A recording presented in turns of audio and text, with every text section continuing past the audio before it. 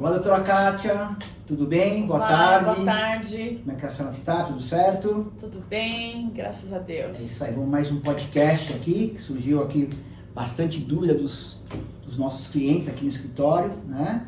E sempre quando tem dúvidas, a gente tenta acumular as dúvidas por algum período e depois trazer aqui para que você possa responder para ele, para os nossos clientes do escritório e também até para as pessoas que nos assistem também, interessante.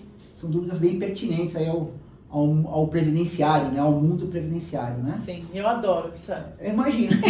esse momento Eu tenho certeza de esclarecer disso. dúvida. É muito prazeroso, Sim. Muito gratificante Com certeza. poder esclarecer e poder estar ajudando aí o pessoal que nos assiste. Legal. Então, aproveitando aqui, vamos apresentar a doutora Kátia, né? A doutora Kátia, ela é advogada, previdenciarista, então fala um pouquinho da senhora, um pouquinho para o pessoal entender quem você é, de onde você veio, para onde você vai, o que já fez na sua vida no mundo previdenciário. Conta um pouquinho para nós. Eu sou advogada, previdenciarista há mais de 20 anos. Na verdade, eu já perdi um pouco as contas. É muito mais que 20 anos. Adoro essa profissão, adoro o que eu faço. Eu sou membro da Comissão Estadual do Estado de São Paulo, de Direito Previdenciário, e coordeno uma subcomissão de relações com os tribunais e ajudo, faço mentorias, dou aulas a diversos assuntos, adoro cálculo previdenciário, então é isso. Legal. A minha vida profissional se resume a direito previdenciário, ajudar as pessoas a se aposentarem, a ter uma vida melhor, é isso que eu amo fazer. Bacana. Eu vi também que você tem um grupo, né, de advogados, que você dá aulas ou palestras nesse grupo. Sim, Conta um pouquinho dele também, que é interessante. Sim, é um projeto Tá. em que, assim, convivendo com outros advogados, a gente acaba vendo a necessidade até dos colegas de se aperfeiçoarem, né, se manterem informados ali, atualizados. Então, tive a ideia de criar esse grupo. Então, ele é tanto para debate de casos práticos, onde o advogado ali, ele tá com uma dúvida no seu escritório, ele não sabe o que fazer ali com um determinado caso, às vezes mais complexo, ele traz para a gente debater sobre aquele caso. E também a gente seleciona alguns assuntos, né, para que a gente possa explanar, dar aula ali de 1 hora mais ou menos e tratar desse assunto. Então a gente faz normalmente aí uma vez na semana, uma vez a cada 15 dias, depende ali do fluxo de assunto. Então eu tenho esse projeto aí com os advogados. Legal, bacana. Isso aí quer dizer então que você atende tanto o público final, vamos por assim, os clientes mesmo do escritório, também atende também os advogados também, né? Sim, não só nesse grupo, como também advogados querendo mentorias, né? Às vezes qual é o melhor caminho, às vezes na questão de cálculo, às vezes na questão de recurso, ali, de dar um suporte numa peça processual. Então também eu faço isso, além desse em grupo, né? Porque é um grupo que a gente debate, mas aí tem os casos individuais que a pessoa nos procura para que a gente possa dar esse suporte para o advogado ali no caso daquele cliente. Legal. Doutor, eu estive puxando aqui no escavador, uma curiosidade minha, né? Eu estive puxando o escavador há uns tempos atrás e eu vi que você tem muitos processos, né? Pelo que eu vi, ele tinha quase 10 mil processos ali na sua jornada. Ao longo da carreira. Parabéns, viu? É bastante processo. É bastante. É que nem eu sempre, às vezes eu comento, eu falo, né? Advogado é igual um atleta, né? Quanto mais ele exerce, quanto mais ele tá ali na parte processual, quanto mais ele executa, mais ele aprende. A prática, ela é tudo em qualquer tipo de profissão e no caso do atleta, que eu também considero uma profissão, sim, né? Sim. A prática é tudo, né? Eu acho. E aí, realmente, praticando porque para cada caso a gente precisa estudar, né? Na verdade, a gente está sempre estudando. Eu estou sempre estudando. Até porque muda muito no direito previdenciário, sobretudo.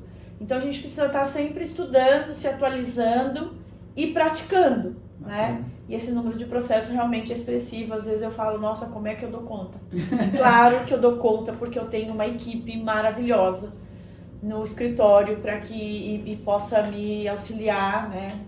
E dar o suporte para todos, atendimento ao cliente, fazer as peças, sempre com uma revisão, sempre com uma orientação minha, mas nós temos toda uma equipe para dar conta de tudo isso. Parabéns, viu? Muito legal.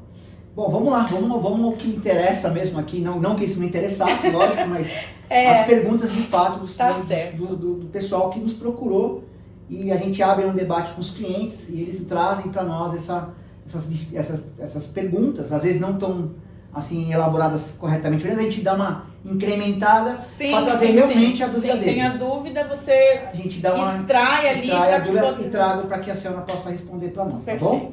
Então vamos lá, vamos abrir aqui com... Vou falar de praticamente de 5 ou 6 assuntos, vou falar.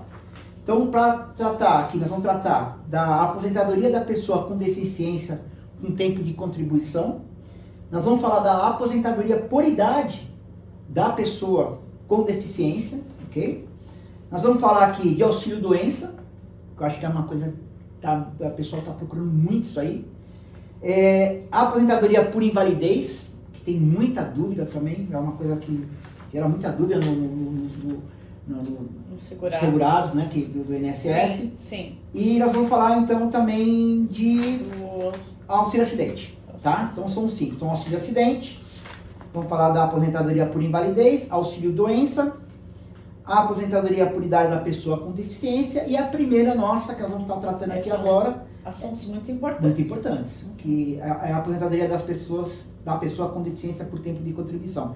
Tá. Isso aqui é um trabalho que eu falo até para meus amigos, meus colegas que eu acabo conversando, chega a ser um trabalho assim para a parte social mesmo, né? Levar para pessoas esse conhecimento, que às vezes é a dor de muitos que tem aí uma deficiência mesmo, ou uma doença, e eles não sabem como lidar naquele momento. Então, sim, isso aqui com certeza não é muita coisa, mas é um pouquinho que dá para dar um norte para a pessoa, pelo menos um acalento informativo, ali. Né? Informativo.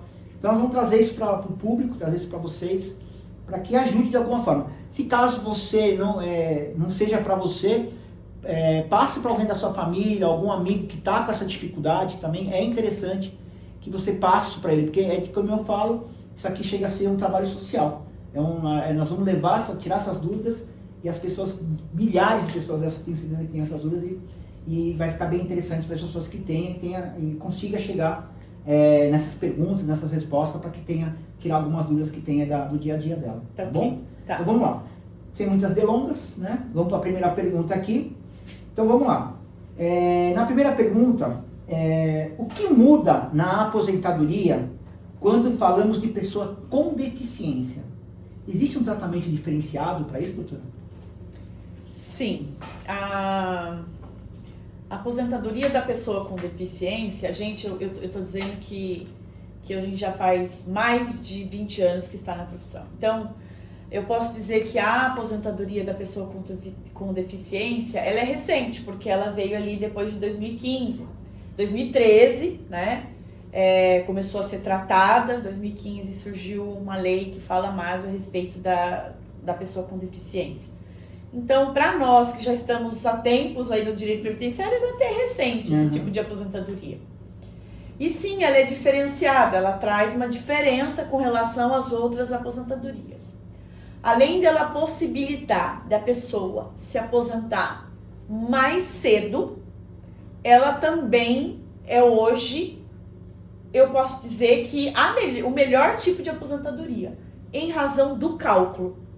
Porque a reforma da Previdência em 2019 trouxe uma grande alteração nos cálculos das aposentadorias. E isso não aconteceu com a aposentadoria da pessoa com deficiência. Então ela é parecida, assim, para quem nos assiste, ela é parecida com a aposentadoria especial, que muita gente buscava a aposentadoria especial para ter 100% do valor. É a aposentadoria da pessoa com deficiência. Então ela tem esses dois benefícios, digamos assim, em contrapartida ali com a aposentadoria normal, né?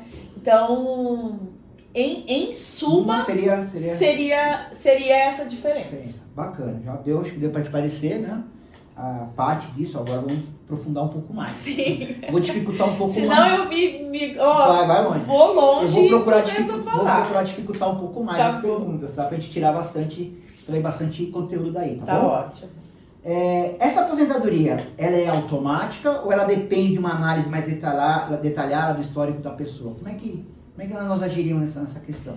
Sim, muitas pessoas me procuram, né? A gente tem clientes, inclusive, que falam, olha, eu tenho lá um benefício da pessoa com deficiência, só isso serve? Ou como é que eu faço para ter direito à aposentadoria da pessoa com deficiência, enfim. Então, o que na verdade é essa aposentadoria? O que a gente precisa ter para poder ter esse benefício? Então, não é qualquer pessoa. É preciso comprovar um número de tempo em que a pessoa esteve, ou esteve, porque às vezes a deficiência ela não é congênita, ela não é desde o nascimento. Certo. Então, ela surge ao longo da vida, por N motivos, né? Seja decorrente de uma doença, seja decorrente de um acidente. Então, ela se torna uma pessoa com alguma deficiência.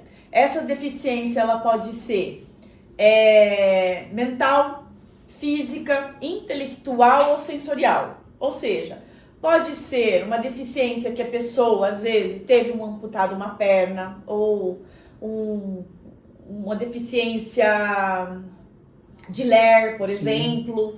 Uma pessoa que teve uma coluna, teve que fazer uma cirurgia. Assim, existe uma surdez, uma visão monocular. Sim. E aí a fibromialgia esses dias entrou também no rol da pessoa com deficiência. Então, assim, não tem como eu detalhar e falar que, olha, são só essas pessoas, né? Então a pessoa precisa ter a deficiência. Basta? Não. No caso da aposentadoria por tempo de contribuição, a gente vai precisar de saber se essa deficiência ela possui um grau leve, se ela possui ali um grau moderado ou se ela é grave. Então, e como é que eu sei se ela é leve, moderada ou grave? Então, normalmente, quando a pessoa chega no escritório, dependendo ali do histórico, fazendo algum questionário, a gente até sabe mais ou menos, olha, eu acho que o seu vai enquadrar numa leve. Olha, pelo que eu tô vendo aqui, eu vou enquadrar numa moderada, né? Ou numa grave. Depende, tá? Mas independente dessa análise que a gente faz ali superficial, para ficar caracterizado, precisa ter uma perícia médica e social, que a gente chama de biopsicossocial. Então, ele vai passar por uma perícia ali com o médico, para avaliar ali o problema de saúde mesmo, e depois com uma assistente social, que vai analisar as barreiras que aquela pessoa enfrenta por ter aquela deficiência, né? Ali com a participação, assim, o quanto que a pessoa enfrenta de barreiras para participar de forma igual ali que ela não participa igual, mas para ela ter uma igualdade ali com as outras pessoas, em relação às outras pessoas, né? Então é feito esse estudo. Essa deficiência também, ela precisa ser a longo prazo. E o que seria esse longo prazo? Então a lei diz que acima de 2 anos, né? Então teria que... Tá com 2 anos Isso, de então deficiência. Precisa comprovar. Deixa leve, moderado e grave. Deixa eu dar uma dúvida, aproveitando aqui o ensejo, eu tenho um problema meu pessoal também, então eu queria ver se enquadra aí nessa questão. Talvez não diretamente a mim, mas talvez alguém que tem aí. Sim. Mas, por exemplo, agora eu acabei de colocar uma prótese no quadril, né? E faz poucos meses. E hoje eu trabalho em escritório, trabalho sentadinho e tal. Essa minha cirurgia, essa minha prótese, poderia se enquadrar talvez nessa situação de uma aposentadoria por tempo de contribuição do deficiente, alguma coisa nesse sentido? Sim. Poderia? Sim. Veja, a deficiência, você está falando que você está trabalhando, então. A deficiência, essa deficiência que é analisada não tem nada a ver com incapacidade. né? Uma coisa não tem nada a ver com a outra. A deficiência, a pessoa trabalha, Sim. né? A questão é que vai ser analisada, tá? Você trabalha, quando você trabalha, você tem alguma dificuldade, algum impedimento, né? Alguma barreira que prejudica ali você de alguma forma, então Sim. vai ser analisado. Talvez no seu caso, não estou dizendo, pode ser uma leve, Uhum. né? Você tem uma deficiência, mas assim, por exemplo, você pode dirigir qualquer carro, você pode dirigir uma moto. Então, você na sua casa, você depende de alguém para fazer alguma coisa. Então, assim, é um número de perguntas que é feito. Sim. E é avaliado tanto pelo médico como assistente social para saber ali onde você vai enquadrar. Então, se colocar uma prótese no quadril, uma prótese no joelho, uma prótese... ter feito uma cirurgia, porque às vezes a pessoa perdeu ali a força, né? Às vezes você não percebe olhando para a pessoa, Sim. então não precisa estar amputado. Mas às vezes a pessoa perdeu a força ali na mão. Então, tudo isso Então pode é uma levar, deficiência, deficiência física. Tudo isso pode levar a enquadrar e ter esse benefício garantido pelo INSS. Pode, às vezes a pessoa que tem visão monocular, ela trabalha, normal, mas ela tem uma dificuldade ali por ter aquele problema. Então ela vai poder ter esse benefício, veja, é um benefício. É como, não queria comparar, mas só para a pessoa ter uma ideia, é como a pessoa trabalha com agentes insalubres, e aí a lei permite que ela se aposente mais cedo, é parecido, né? Porque ali, por você ter esse problema, ali essa barreira, enfrentar barreiras ao longo da sua vida, Sim. você tem esse benefício. Bacana, dá pra ficar aqui horas, hein? Isso foi só a segunda pergunta. Pois é. Nós vamos longe, hein, doutora? Pois é, é um assunto muito gostoso muito de legal, falar. E tem aí, não gostoso, mas é assim, dúvida, que você vê que muita gente tem dúvida. tem, às vezes, direito Sim. e não sabe. E aí eu vou acrescentar só uma questão aqui que eu vejo. Às vezes a pessoa não fala diretamente, ai, doutora Kátia, eu tenho algum problema, alguma deficiência. Não fala. Às vezes ela nem sabe que aquilo pode ser uma deficiência. E aí a gente, no questionário que a gente faz, então, o senhor tem algum problema de saúde, o senhor tem algum problema físico ali, e aí às vezes é difícil a pessoa falar, não, eu tenho uma deficiência, eu tenho um problema aqui, eu tenho um problema. Eu não sei. Até que às porque vezes... as pessoas às vezes nem acham que é uma deficiência, não Pois se enquadra, ou às vezes tem vergonha de dizer, falar. gente, não tenha, Não tenha porque vergonha, é um verdade. benefício que você pode se aposentar mais cedo. E aí fala, mas ela tá falando isso porque é um direito. Então, o que é um direito, ele deve ser conquistado. Perfeito. Né? E tá aí, desde que prove, faça tudo bonitinho, Não tem erro. não tem erro. Ok. Vamos para a terceira questão aqui. Que eu falei, isso aí é a segunda, temos bastante pela frente. Como o grau da deficiência impacta como o grau da deficiência impacta o tempo necessário para se aposentar? Perfeito. Que eu falei, não adentrei, né? Sim. Nós dissemos aqui que vai ser verificado se a deficiência é leve, moderada ou grave. Tá, mas o que isso influencia no caso da aposentadoria por tempo de contribuição? É que conforme o grau da deficiência é exigido um número mínimo de contribuição, tá? Então, no caso da deficiência leve, exige que a pessoa tenha 33 anos de contribuição. Ponto. Idade? Não. 33 anos de contribuição, tá? E aí eu já vou chegar lá pra gente poder continuar. Moderada. Então, se ficar caracterizado moderado, a pessoa precisa ter, no mínimo, 29 anos de contribuição. E se for grave, 24 anos de contribuição. Aí alguém pergunta, eu preciso ter 33 anos de contribuição, por exemplo, contribuindo, tendo uma deficiência leve? Não precisa. Veja que a lei fala com mínimo de 2 anos, né? Que é duração de longo prazo, essa deficiência, e considera-se que mínimo de 2 anos ali. Precisa ter mais de 2 anos para ter direito à aposentadoria. essa aposentadoria aí mais benéfica. Tá. E só que, vamos supor que ela tenha, desses 33, ela tenha 10, 15 anos. Vamos supor, ela começou a trabalhar e infelizmente ela sofreu um acidente e teve um problema no pé. Ficou com problema numa perna. Um problema físico, tá? Ele continuou trabalhando, assim, pode ou ter não mudado de função, ou pode ser que sim, porque às vezes a própria empresa caracteriza ele como uma pessoa portadora, né, ali de uma deficiência. E ela consegue se aposentar? Sim. E por quê?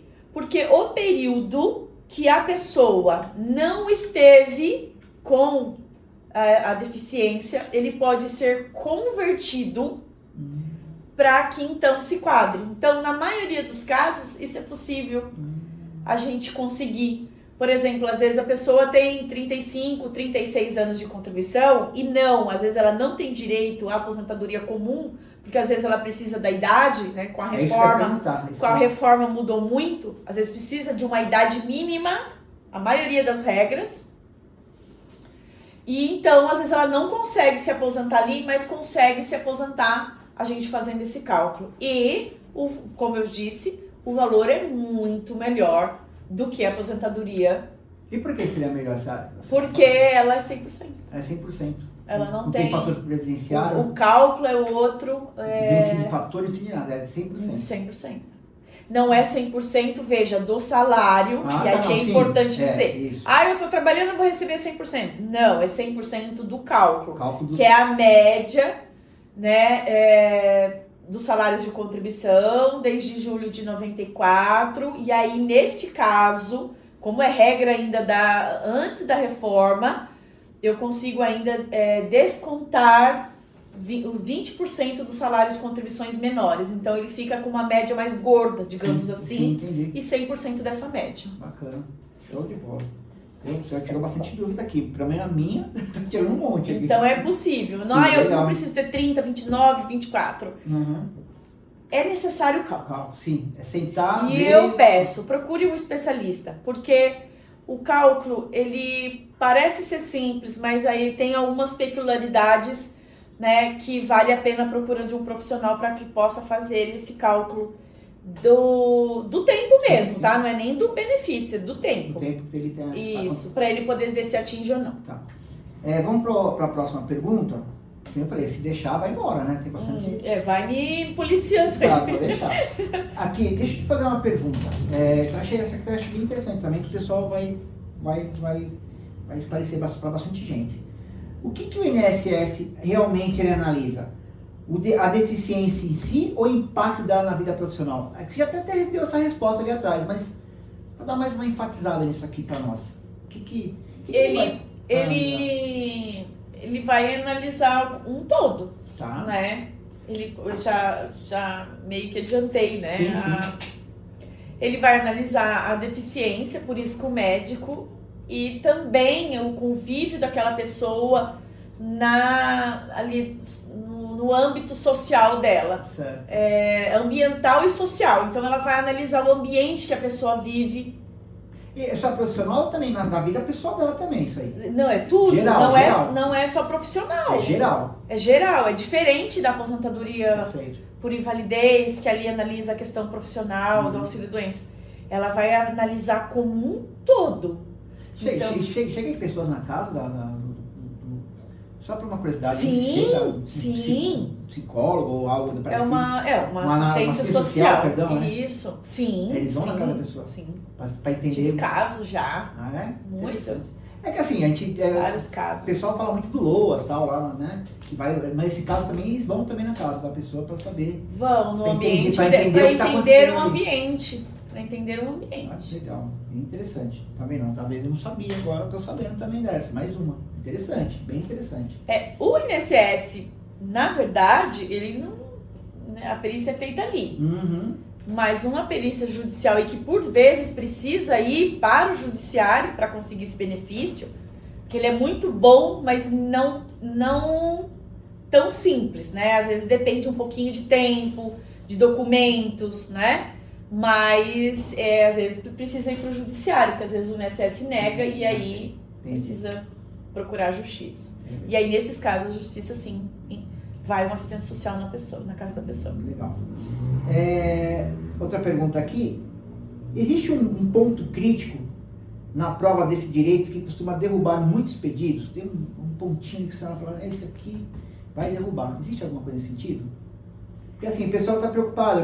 Ponto crítico... Existe um ponto crítico na prova desse direito que costuma derrubar muitos pedidos? Um laudo, alguma coisa? O que você me diria? Sim, para ficar caracterizado, existe uma pontuação, né? Existe um método de apurar isso. Não é simplesmente o perito dizer assim, ele tem deficiência leve ou... Não tem. Não tem. Isso é feito, existe 41 quesitos, digamos assim, perguntas. E aí cada um vai ter uma pontuação, 25, 50, 75 e 100. Então, conforme o perito vai dando aquela pontuação, na somatória das duas perícias existe uma pontuação. De tanto a tanto é leve, de tanto a tanto é moderada, de tanto a tanto é grave. Né? Acima de tanto ponto não tem na deficiência, ela não é caracterizada, a pessoa tem deficiência, mas ela não é suficiente para esse tipo de aposentadoria. Isso. Então tem essa, às vezes, olha, não é tanto, às vezes ela tem, mas ela não enfrenta tantas barreiras ali, né? Ela consegue conviver quase que igual ou bem semelhante ali a outra pessoa. Então isso é feito uma avaliação e pode ser que a pessoa mesmo, tendo uma deficiência, às vezes não resta caracterizado para fins do benefício. Então eu posso dizer que esse seria um ponto crítico da perícia, né?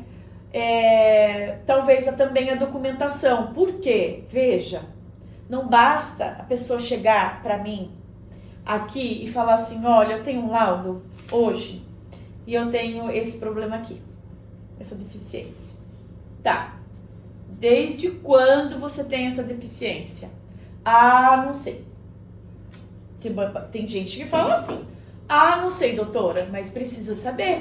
Então, tá, e a gente é uma questão já de investigação, tá? Mas quando é que aconteceu isso? Foi num acidente, foi numa cirurgia, foi, né, num problema que eu tive de saúde grave e me ocasionou isso.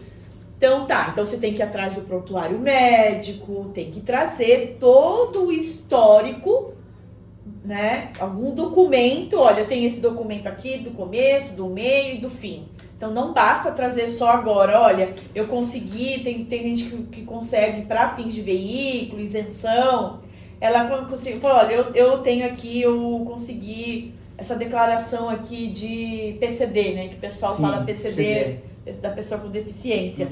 Tá, não é suficiente, então precisa ter esse histórico, porque veja, quanto mais a gente comprovar essa deficiência, mais a gente consegue enquadrar nesses períodos, nesses tempos de contribuição.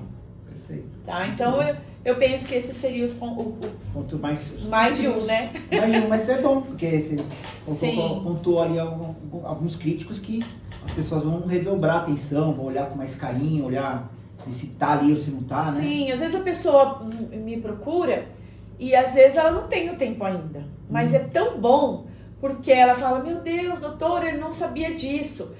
E ela já vai preparando essa documentação, preparando o caminho perfeito para ela se aposentar. Às vezes, daqui 5, 6 anos, gente. Isso também é muito importante. Sim, também. Mas ela já prepara, ela sabe que quando ela chegar lá, já vai estar tudo bonitinho para ela dar entrada. Esse documento, de que forma esse documento? E já está feito o cálculo. Ela só, olha, daqui 6 anos você se aposenta. E às vezes, essa pessoa que daqui 6 anos ela só ia aposentar daqui 12. Uau. Sim. Porque às vezes ela não atinge o tempo necessário, né? E às vezes ela vai precisar da idade mínima, hoje a idade mínima para o homem. Então o ideal então tá sempre se antecipando, né? Não esperar. Se tem algum problema? Não, esses dias eu atendi. Ela teve infelizmente ela teve um câncer. E desse câncer foi na perna. Ela teve um câncer no fêmur e ela ficou com problema na perna. Certo. E deambulando, inclusive, tava ali mancando, né? E aí ela é uma pessoa, devido a uma doença, ela tem uma deficiência física hoje, Sim. né? Então ela veio, ela vai demorar para se aposentar, ela é uma pessoa ainda jovem, mas ela já veio e já querendo deixar tudo pronto para preparado ali. O que eu preciso, né? Para eu conseguir esse tipo de aposentadoria. E a gente faz todo esse trabalho também. Legal, essa antecipação. É um planejamento, né? Isso aí é sensacional. E não é a única, tá? A gente tem vários casos nesse sentido. Bacana. Então, para fechar esse bloquinho aqui, vou fazer a última pergunta, né? E acho que isso aqui também é bem interessante. Se você tivesse que dar um conselho para quem vai pedir esse benefício, qual seria esse conselho, doutora? Eu acho que eu acabei de dar. É se antecipar, né? É reunir toda a documentação. Porque não tem segredo. Se a pessoa, de fato, ela tem uma deficiência, e de fato ela enfrenta barreiras, porque o deficiente enfrenta, né? Muitas. Sobretudo no nosso país, né? Que às vezes você tem, dependendo da deficiência que ela tem, é pior ainda. Por exemplo, um deficiente físico, cadeira de roda. A gente já tem vários aí, calçadas, ruas, acesso a prédios, assim, por mais que a gente tenta, você vê que não é suficiente ali para a pessoa poder se locomover sozinha hoje, né? Um cadeirante, é difícil pelas condições. Então ali ela já enfrenta uma barreira ambiental. Perfeito. Né? Então, às vezes a deficiência ela tá ali, precisa ser comprovada. Então esse é o conselho que eu dou. Só para fechar assim, uma coisa que veio aqui na minha cabeça, assim, você chegou a pegar algum caso assim, de repente a pessoa nem sabia e putz, não sabia disso, doutora, agora apareceu? Sim, eu tive um caso, na verdade mais de um, mas é um caso emblemático, assim, porque chamou atenção. Ele é um representante comercial, assim, até bem ganha bem até. Tem lá a sua casa, seu carro e tal, e veio pra querer saber se ele tinha direito à aposentadoria, ele estava trabalhando e tal. E aí a gente fez o cálculo ali, o senhor não atingiu ainda. Mas ali conversando com ele, era notório que ele tinha um problema de surdez, porque ele tinha um aparelho auditivo. Só que ele não falou nada. Eu falei, que me mal pergunte, ou que, né? O senhor tem um problema auditivo, correto? O senhor tá com... Sim, tem um problema. E sem ele eu nem tenho muita dificuldade. Falei, tá, o senhor tem documento? O senhor tem desde quando? Eu falei, olha, ela falou, doutora, tem bastante tempo já, né, que eu tenho. Porque ela foi progredindo. Tá, desde quando o senhor usa esse aparelho? O senhor tem condições? Eu falei, olha, eu vou atrás. Eu tenho sim, eu tenho meu médico, né? Então, e aí ele trouxe essa documentação. E ele tinha já um tempão, assim, dele teve que converter, né? Teve que fazer essa conversão. O dele se enquadrou numa deficiência leve, né? Não foi reconhecida pelo INSS, mas conseguimos a caracterização da deficiência leve na justiça e hoje ele está aposentado. Que legal. Se não fosse esse detalhe, quanto tempo você acha que na sua memória? Não, ele não, só com 65, porque o caso dele, ou ele entrava, ou ele não é tão, com a idade tão avançada, digamos assim. Eu ia falar velho, mas a gente, né? Ele, ou porque a gente mudou tudo, as regras da aposentadoria por tempo de contribuição. Ou ele tinha na regra ali de pedágio 50%, ou só com 65 anos. Quantos anos mais ou menos você acha que ele tinha? Hoje ele tem 50, não tem 55. Uau! Então só ali, podemos dizer que ele foi quase 10 anos de aposentadoria na frente que ele saiu. Exato, e com um valor ótimo. Ele ficou muito feliz. Que bom. Né? Ficou muito feliz. E esse foi um caso assim que... Marcou bastante. Marcou bastante, porque ele nem imaginava. Porque ele falou assim, tá, mas o que isso... Tem a ver com... Tem a ver, por que ele... Vai influenciar na vida, ele tinha uma casa, morava bem, assistência social foi na casa dele. Veja, ele é representante comercial.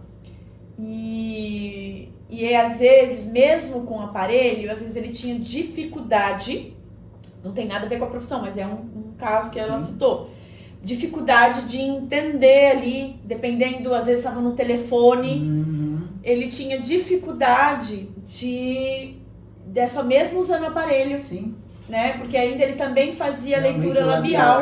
Ajuda ele na entendimento. Exatamente. E no convívio social, ele tinha que estar sempre com a esposa do lado, porque às vezes numa conversa com todo mundo falando, ali entre amigos, ele não conseguia, porque era muitas vozes, e ele sempre perguntava ali para a esposa, tipo, o que estão falando, o que tá fazendo.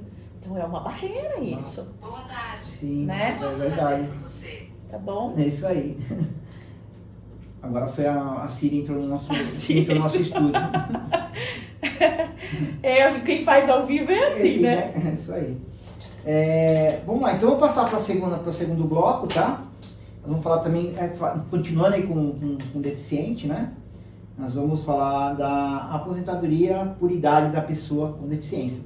Tem uma diferença ali, né? Uma que é por tempo de contribuição e a outra que é por idade, né? Então nós vamos fazer esses dois contrapesos, que também é dúvida também bastante. E isso aqui também tem muita pessoa que se enquadra e que se encaixa. Talvez até mais que a questão aqui do tempo de contribuição, dependendo aí do ponto de vista que nós estivermos olhando. Então, e não é.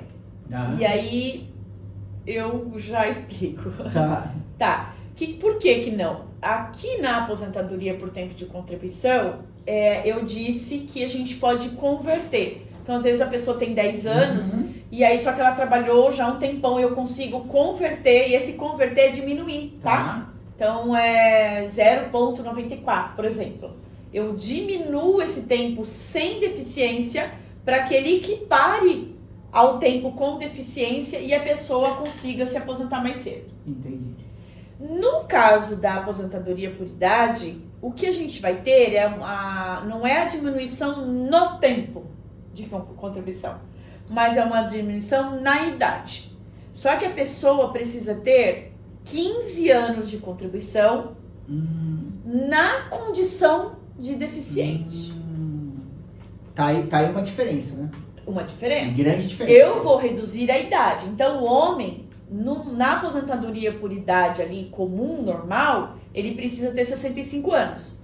No caso da pessoa com deficiência, 60 anos. E a mulher, 55. Então, a mulher reduz ainda mais. Certo. Né? A mulher hoje é 62. E na aposentadoria da pessoa com deficiência, 55. Só que ela precisa comprovar que durante o período que ela contribuiu, estava deficiente. Ela possuía deficiência. E aqui não importa o grau. Não importa se é leve, se é grave, se é moderada. Não importa o grau. Então tem essa distinção nesses dois casos. Beleza. Então vou fazer a primeira pergunta aqui. Então, se eu achar alguma dessa aqui que a senhora já respondeu, eu pulo. Mas não... Eu já fui direta, né? Mas não tem problema. Vai ser assim que é legal. Deixar a coisa rolar que flui bacana. Aqui tem uma pergunta, mas falando da aposentadoria normal, né? Então, tradicional, vamos por assim.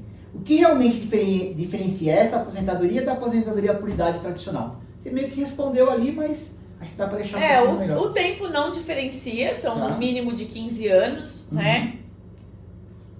Para as pessoas que já estão filiadas, né, antes da reforma, precisa ter 15 anos de contribuição e carência.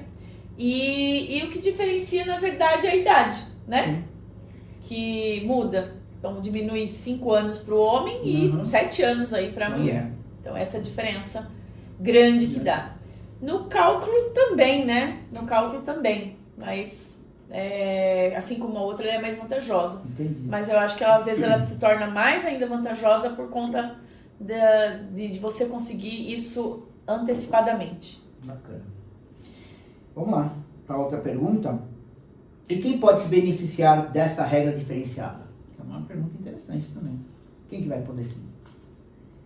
É a pessoa, né, com deficiência. Eu acho que a gente... Vai ficar redundando. Vai voltar de novo ao assunto lá na frente. É da mesma forma.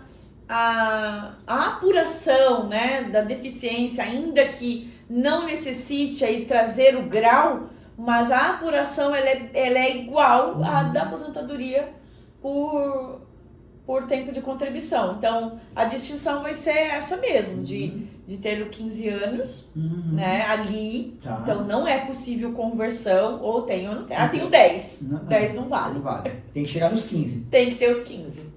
Tá? Então, essa é a se ela diferença. tiver, vamos A gente, às vezes, tem mais incidência aqui tá, do que na contribuição, por tempo de contribuição, do que no outro. do que na Mas tem também. também. Tem também. Tá. Vamos supor, se a pessoa, pra gente entender um pouco melhor. Que são pessoas, na verdade, aqui são pessoas que Aqui, contribuem ao longo da vida, bastante. Na contribuição. Possui mais contribuição. Ali, às vezes, tem menos contribuição, mas mais no idade. deficiente. Isso. Na puridade. Na puridade. Tá, então, às vezes a gente fala, puxa vida, a gente pega uma pessoa já liberando, ali, 60 e tal, vamos ver se ele tem alguma deficiência, porque ele já poderia se aposentar, senão o homem só daqui 5 anos. Se a gente comprova, aí dá para aposentar. Concluindo assim, a pessoa que estava trabalhando, contribuiu ali 5 anos. Aí, de repente, teve um problema de saúde, ou enfim, e ficou deficiente. Então, esses 5 anos não vai contar para a somatória dos 15 que ele tem. Não, ele vai 5 anos. Para esse efeito, não. Para Seria efeito de cálculo, ok. Para esse efeito, não. Então, eu vou dizer um exemplo de aposentadoria por idade, assim. A pessoa pode ser uma dona de casa, uma pessoa, ela trabalhava informalmente e não contribuía. Teve um problema de saúde, ficou com alguma deficiência. Não estou falando aqui de benefício por incapacidade, aposentadoria por invalidez, para falar de doença pré-existente. E ela passou a recolher. E aí ela recolheu 15 anos. Com essa deficiência. Com essa deficiência. A mulher chegou nos 55, aposenta. O homem chegou com 60, aposenta. Porque ele contribuiu 15 anos. Não quer dizer que não quer dizer que ele já é uma doença pré-existente. Não tem nada a ver uma coisa com a outra. É que a pessoa pode confundir. Eu posso, tive aqui um problema e acabei tendo uma deficiência. Eu passei a contribuir. Sim, contribui 15 anos. E aí, depende da idade, né? Aí vai de cada caso. Sim. Por isso que é bom, tem que procurar um especialista, porque ele vai dizer, você não tem agora, mas tem uma estratégia, né? Faz um plano ali para você. Então é importante. Tá. Essa terceira pergunta aqui, ela já foi respondida. Que está falando aqui, a deficiência precisa existir durante todo o período da contribuição? Você acabou de responder, está muito claro que sim, precisa. Sim, precisa. Se ela contribuiu 5, não, que não tinha, tem que contribuir mais 15, vai se tornar 20, tá? Pode ser usado para uma aí pode ser, exato. Mas a gente tem que ser os 15 anos. Tem que ser. Perfeito, eu estava respondendo isso aqui. Vamos provar algo que muitas vezes começou há anos, né? Vamos supor, é um complicado isso um pouquinho. Que foi aquela questão do ponto crítico, isso, né? Isso. Que é a questão da documentação, né? Eu tenho que trazer esse histórico. Tem que trazer. Você tem que demonstrar. Veja, o perito ali, ele vai te avaliar naquele momento. Sim. Né? E se você tiver só aquele laudo recente, ele vai dizer, olha, não consigo avaliar desde quando que tem esse problema, né? Essa não é problema, mas essa deficiência, né? Ele precisa, né? Ter isso. Não, ó, aqui, doutor, eu tenho, ó, desde tal data aqui, ó, tá vendo?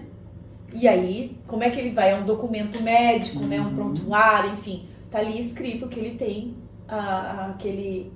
aquela deficiência desde então. Desde então, perfeito. Isso aqui foi claro para mim. Aqui tem uma pergunta, não sei se vai ser pertinente, mas vou fazer, porque como puseram aqui, eu vou ter que fazer. Um laudo recente pode prejudicar esse pedido? Não pode. Na verdade, ele vai ajudar. Ele vai ajudar, porque ele está dizendo ali, ele não prejudica, mas só ele também não ajuda.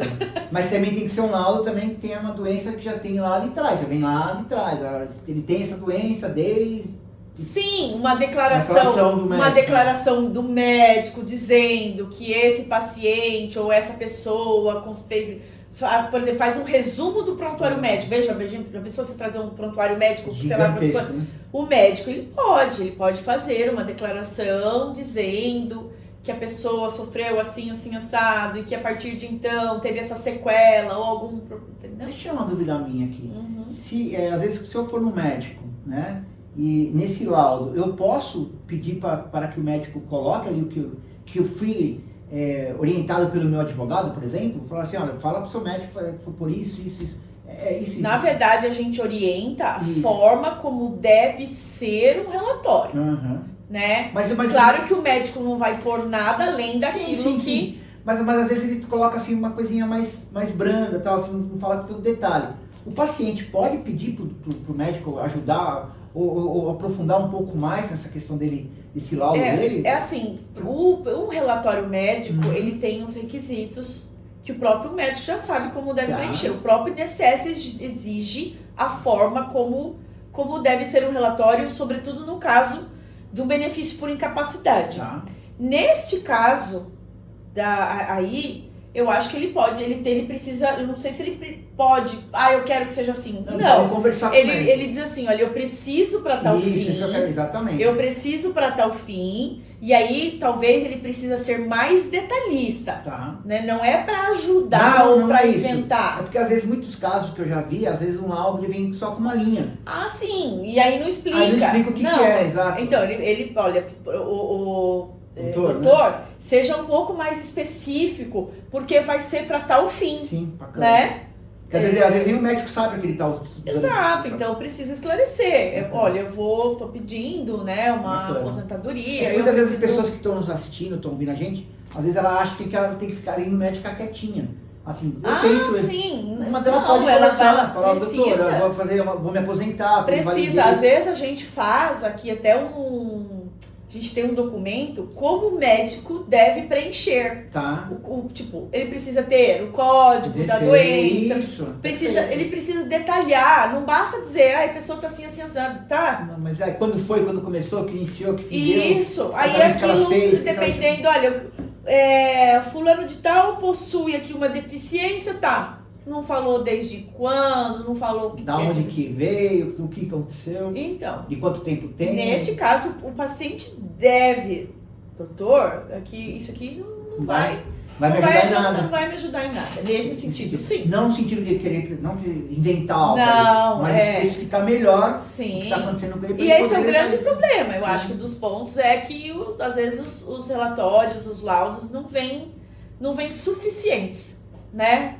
Como deveria ser. É legal, achei que legal que você falou, que você dá um documento, você segue um documento para orientar o médico, para que fique mais fácil. Isso tem no INSS ali os requisitos que o relatório precisa informar para um benefício, por exemplo, incapacidade. Legal, bacana, foi bem esclarecedor, foi muito legal.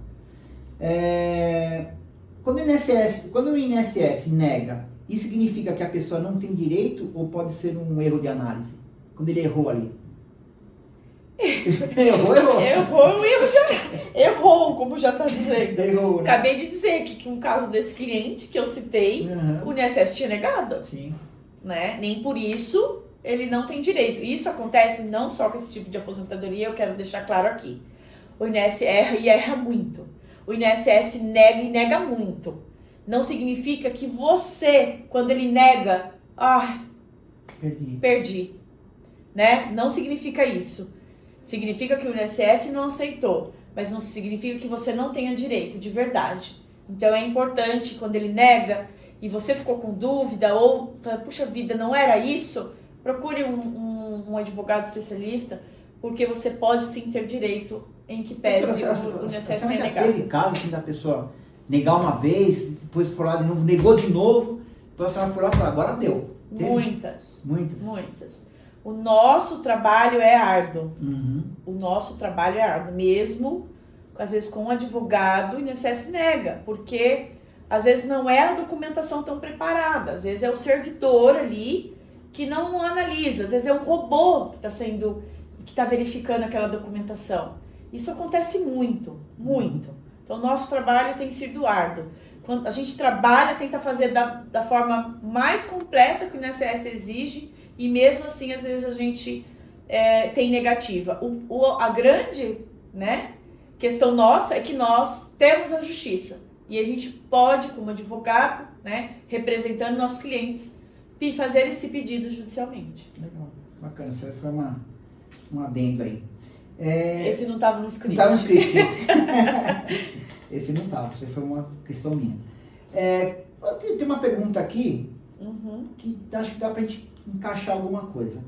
Qual é o maior mito que você vê as pessoas acreditando sobre esse tipo de aposentadoria? Você tem um... Da pessoa com deficiência? Às vezes você vai lá, uma pessoa, não vai dar certo. Na verdade, eu acho que tem dos dois lados. O mito, assim, dizendo, olha, eu tenho a deficiência e, portanto, eu tenho direito. Não é assim. Né? Okay. Eu expliquei aqui, já não sei quanto tempo que a gente está falando desse assunto. Sim. Não é assim. Então, precisa ter a perícia. Então, não é só ter um tipo de deficiência. Precisa ter as barreiras, cada caso é um caso. Meu vizinho se aposentou e eu não. Com esse, né, isso acontece também na aposentadoria normal. Gente, cada caso é um caso. Ele é analisado tanto por nós, como pelo INSS, pela Justiça, de forma individualizada. Sim. Cada caso é um caso. Entendi. Então, esse é um mito. Tem e pronto. Você falou de um, você falou que seria mais um mito. Qual que é o outro? Que é essa de uma parte. Do outro mito, talvez esse da negativa, né? Então, olha, não deu lá no INSS, pode esquecer. Pode ser que não vai dar pra ninguém. Que acontece também. INSS, outro mito, na verdade. O INSS não concede nada pra ninguém. Não é verdade também, né? Não é verdade. Sim. Concede sim, mas também nega bastante. Mas, INSS não nega, isso aqui é besteira. Isso aí é besteira. Já teve caso, né? Eu já tive caso assim, eu peguei assim alguns colegas falando, que teve caso da pessoa, meu cliente deixou de vir aqui 5, 6 anos porque estava numa reunião de família que alguém falou que não tinha... não procura isso não, que isso aí é besteira. E a pessoa besteira. já tinha direito há 5 anos antes. Tive um caso. Tive um caso. Interessante. Que era uma pensão por morte. E aí eles falaram, não vai atrás disso, não tem direito a nada. Depois a pessoa e ele tinha como a filha tinha, e a filha com 24 anos descobriu, 21, né? Porque ela tinha 21, ou seja, ela já tava, a mãe morreu, era nenezinha, ela tinha 21 anos já. E ela perdeu a pensão por morte. Por todo esse período. E o pai conseguiu e retroagiu aí 5 anos. É um caso bem específico, bem peculiar, mas me deu uma dor no coração. Por que essa pessoa não procurou o direito dele lá atrás? E ele falou isso. A vida dessa menina podia ter sido diferente. E foi por conta disso. E foi por uma besteira, um mito. Não vai atrás disso que não vai dar certo. Bem legal colocar isso aí para as pessoas ficarem atentas a isso, porque de fato o que a gente escuta por aí das pessoas, um ou outro falando, não é o seu caso, não vai se encaixar no seu caso. O que aconteceu pro outro não é às vezes para você e vice-versa. Tem que ir atrás do que é para você. Mas já falaram para mim que não vai dar certo. Tá bom, vou conferir se não vai dar certo. Vou procurar uma pessoa que vai trazer para mim, que possa me esclarecer. Perfeito, exatamente. Muito bom. Perfeito. Vamos agora tratar de um outro assunto, que esse assunto aqui vai dar pano pra manga, meu Deus. Meu Deus, que é? Esse aqui é que assim, a população brasileira tá doente, né, vamos por assim, né, não só... a gente vê pelo número de farmácias. Que tem, né? Então assim, todo respeito à população brasileira, não é isso que eu quis dizer, mas muito trabalho, muito problema, família... Não, a população ela tem ficado doente, ela tem se adoecido, mais, né? Então às vezes carga de trabalho, ou às vezes por uma qualidade não tão boa de um transporte, que ficaria anos e anos ali naquela situação. Uma série de motivos, né? É ambiental então, e social. Né? É que eu falo que a população brasileira está tão pouco quanto doente, né? Sim. Então, esse benefício é um benefício que se procura demais, penso eu, e é um benefício que, além de ser cedido demais, ele é negado demais também, né? Porque tem os dois pontos aí. Então nós vamos entrar aqui no auxílio doença agora, vocês que estão aí nos ouvindo, vendo, é bastante interessante. Tem umas perguntas bem legais aqui, nós vamos tentar tirar o proveito da sua capacidade técnica para nos trazer aqui essas verdades aqui, tá? Vou começar com essa aqui. Qual é o verdadeiro critério que o INSS usa para conceder esse benefício, esse auxílio-doença? Tá. Antes de entrar, se você permite... Lógico. Primeiro que a gente trouxe aqui, pelo menos eu vou falar auxílio-doença, né, que você já trouxe auxílio-doença, e creio que é assim que os nossos clientes e a sociedade ainda chama, mas a nomenclatura mudou, né? Mudou para benefício por incapacidade temporária e benefício por incapacidade permanente, que é aposentadoria por invalidez. Mas em respeito às pessoas, né, até, a gente vai falar auxílio-doença, porque ainda é comumente falado assim. E eu não vejo problema nenhum em dizer, apesar da lei já ter mudado essa nomenclatura. O que o INSS usa de critério? Bem, ele vai ter, hoje tem ali a perícia documental, então depende dali do documento, atestando, e com limite de data ali até 90 dias, isso muda sempre, né? Mudou recentemente 90 dias, então não Tava o caos ali, né? Não é o geral, tá? Então eu não vou adentrar a respeito desses benefícios concedidos de forma documental. Eles são curtos, bem curtos. Então ele usa, na verdade, o relatório médico ali, que o seu médico ali que está te avaliando, ele vai pôr qual é o período estimado de que você tem ali uma incapacidade. Como eu já disse que o benefício passou a ser benefício por incapacidade temporária, e é justamente isso que o auxílio-doença ele se refere. Então a pessoa ela precisa estar incapacitada para o trabalho. Então, e isso precisa estar no relatório médico dizendo: fulano de tal possui o problema X e está incapacitado para o trabalho que exerce por tantos dias, ou estimo por tantos dias, e deverá depois passar para um novo exame médico, enfim. Vai depender muito ali qual o problema de saúde que a gente está falando. Hoje a fila está grande para esse tipo de benefício, concessão desse tipo de... A fila está grande para todos os tipos de benefícios. Até a última reportagem que eu li, nós estávamos falando aí de mais 3 milhões de benefícios para serem analisados. De perícia médica, eu ainda não tenho esses dados assim de cabeça, mas são milhões também. Eles estão tentando reduzir a fila, mas a fila está grande. Está grande, né? Tá. Demorando um pouco mais do que o normal, né, para ser conseguido. Sim. Vamos lá. Aqui vai direto para o pessoal, nós chegamos a essa conclusão aqui, e essa pergunta é bem interessante. Onde as pessoas mais erram, doutor? Na documentação ou no entendimento do próprio direito? Onde que elas estão errando ali para não ter esse benefício concedido? Para não ter esse benefício, para não ter esse auxílio concedido? Nos dois. Nos dois. Por quê? Muita gente chega aqui no escritório: doutora, eu tenho um problema de saúde, uma doença. Tá, e quero um auxílio-doença, um benefício por incapacidade, seja ela temporária ou permanente. Tá, a primeira coisa que eu pergunto, qual é a profissão que você exerce?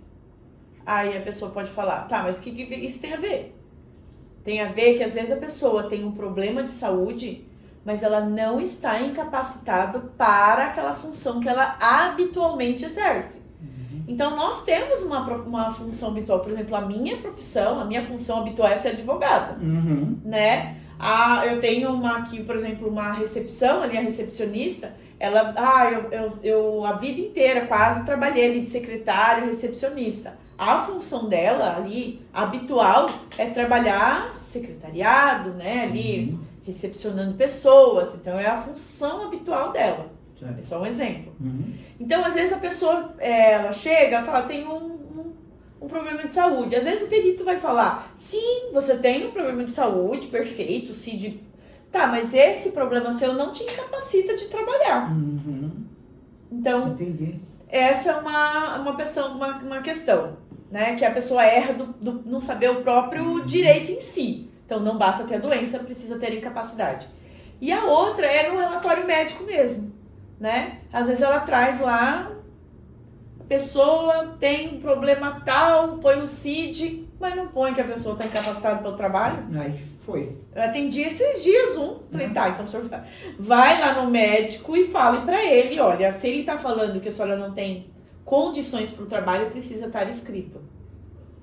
Precisa estar escrito. E aí ele também estima, porque ele é o seu médico. Sim. Ele que vai avaliar se você precisa ficar 6 meses, 1 ano, 5 meses, 2 meses. Vai ter que estar naquele laudo. Vai ter que... no laudo. Exatamente. Sim, você pode levar para o seu perito para ele estar o afastamento. Exatamente. Carência, nesse caso, nesse quesito. Quando você aborda, eu tenho uma questão da carência aí também, né? Porque essa parte documental também, às vezes, ela não atinge o tempo. Perfeito. Ótima pergunta. A questão, e a gente vê muito isso, às vezes a pessoa tem a doença, está incapacitada pelo trabalho, mas ela não tem outros requisitos, né? Então a pessoa fala assim, doutora, eu contribuí há muito tempo para o INSS e agora eu fiquei doente. E você vê que a doença às vezes é grave, né? Assim. Sim. Tá, mas aí a gente vai olhar no histórico dela de contribuição. Às vezes a pessoa parou de contribuir há 5, 6 anos atrás. Então ela não tem a qualidade de segurado. O que é qualidade de segurado? É igual um plano, é igual um seguro de vida, ou um plano de saúde. Se você contribui, você tem. E às vezes você tem uma carência ali, um certo tempo, né? Que é a carência. A qualidade segurada ali, você está contribuindo, você tem. Parou, você não tem mais. E o INSS não é diferente, né? Nesses casos, desses benefícios que a gente chama de não programados. Sim. São benefícios não programados, ou seja, ninguém programa para ficar doente. Sim. Diferente das aposentadorias que elas são programadas. Okay. Né? A pessoa consegue se tem programar. Tem os requisitos dela para atingir, idade, tempo. Essas não programadas, né? Então não... Perdi a linha do raciocínio que eu entrei. Essas não programadas, elas têm a carência se atingida. Isso, exatamente, como o plano de saúde. Obrigada. Tive que perder aqui o fio da meada.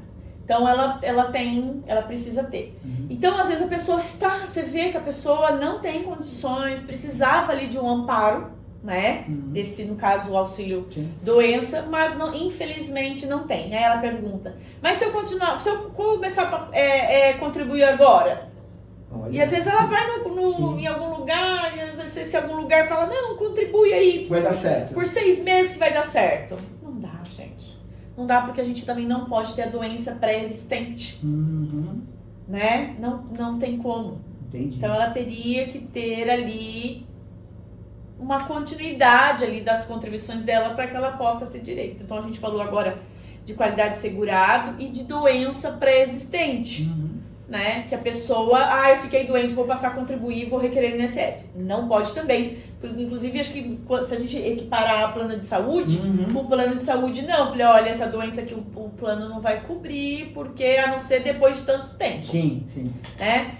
Doutora Kátia, mas nenhum tipo, né, que ele pode cobrir. Se houver um agravamento dessa doença depois que você passou a contribuir, aí ele cobre. Mas senão não. Né? Então essas questões. E a carência, ela é um número mínimo. Então, eu tô contribuindo. Tava lá contribuindo 2 meses. Voltei a contribuir, 2 meses estou contribuindo e fiquei sabendo de um problema de saúde e que está me incapacitando por trabalho.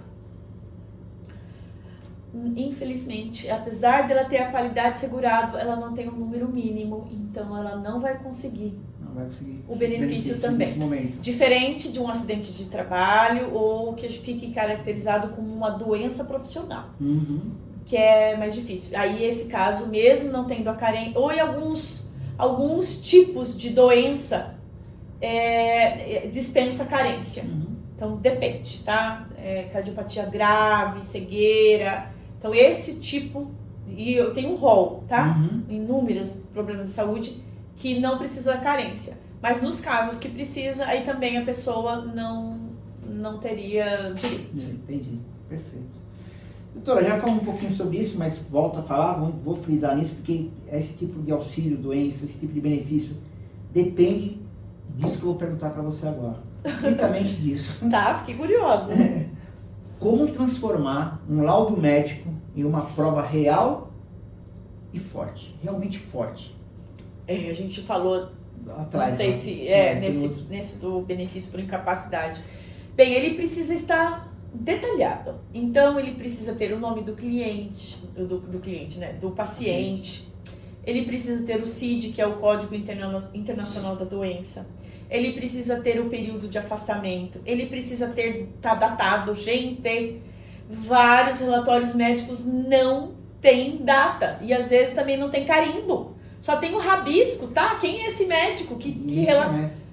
Tem que ter o CRM do médico. Não é nem o nome dele, bem dizer, é só um rabisco e não tem nem o carimbo. Então, precisa ter o carimbo, precisa ter a data, então, precisa estar especificado se ele está ou não incapacitado. Ok, você falou que ele está doente, eu sei que ele está doente, às vezes tem um exame médico ali, uma ressonância, tá, mas ele está incapacitado pelo trabalho, ele pode continuar exercendo normalmente ou não a função dele ali, né? Às vezes eu tô com o joelho e estou com o joelho, né, aqui doendo, às vezes precisando de uma cirurgia, mas eu não estou incapacitada para o trabalho, eu estou conseguindo trabalhar, né? Então não é motivo de afastamento. Ele vai dizer, doutora Kátia está com um problema no joelho, assim, assado.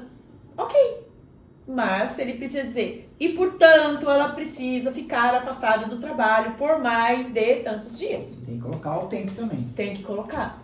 Então, esse eu entendo que é um documento forte. Entendi, perfeito.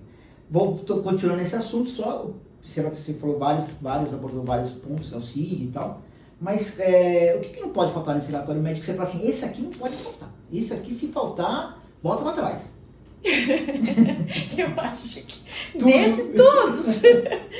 desse todos, né? Não tem como. Esse da data, gente, como é que eu vou saber? E pasme. E a pessoa, às vezes, fala, sair. Às vezes ela tá ali com o médico, pega, vem, faz assim, dobra. Aqui tá claro pra pessoa e tá claro pro médico, mas pra quem vai pegar ali atrás, exato, vem e entrega. Aí eu falo, pronto.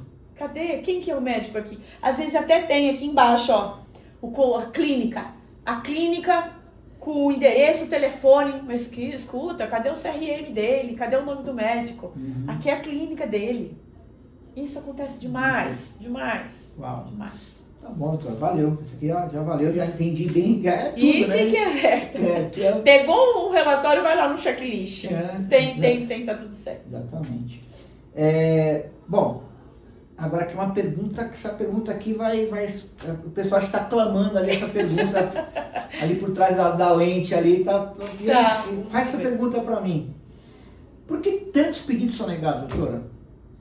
Mesmo quando a pessoa está doente. O que a senhora tem para dizer para o público, para esse povo aí todo? Que essa é uma dor que eu sinto, eu vejo muito, né? Eu vou fazer um breve resumo do que eu já falei com essa pergunta. Perfeito. Tá?